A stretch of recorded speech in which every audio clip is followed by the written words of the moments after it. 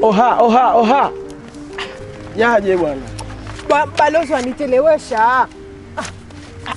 Sasa kuna chewa nini? Natelewa maana watu wananiambia hapa ndani mie sebuolewa kwa sababu mie wanita Mwarikigego. Sasa kama Mwarikigego ndaonesha cheti hichi. Ndaolewa jana usiku, leo ndaonyesha kama Mwarikigego kanaolewa na cheti hichi.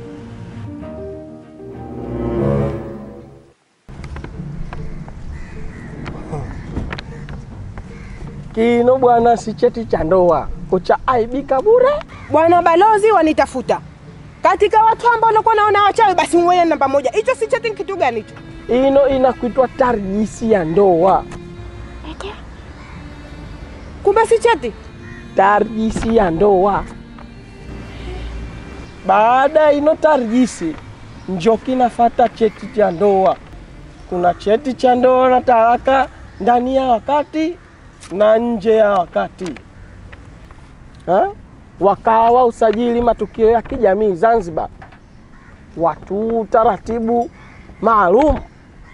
Kwanza unachakigwa uwasilishe uthibitisho wa tukio la ndoa ambalo amelavya shehe, padri, ama mkuu wa mkoa. Pili, unachakigwa usawasilishe kopi ya vitambulisho vya wanandoa ambavyo vinatambulika na serikali. Iyo njo inawa ndani ya wakati. Sasa basi cheti cha ndoa na talaka nje ya wakati. Unachakigwa uthibitisho wa barua kutoka kwa mufti wa Zanzibar. Kusiki hivyo? Pili, unachakigwa uwasilishe vitambulisho vya wanandoa ambavyo vinatambulika na serikali ya Zanzibar.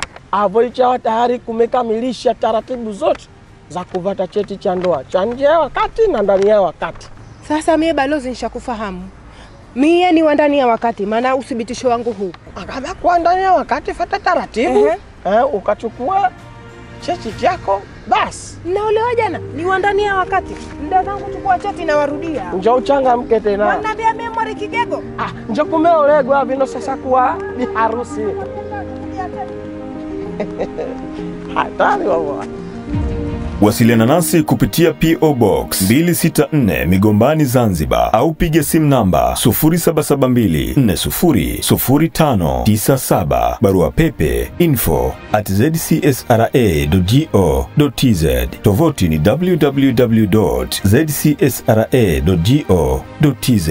Tangazo hili limetolewa na kitengo cha uhusiano wakala usajili wa matukio ya kijamii Zanzibar, ZCSRA.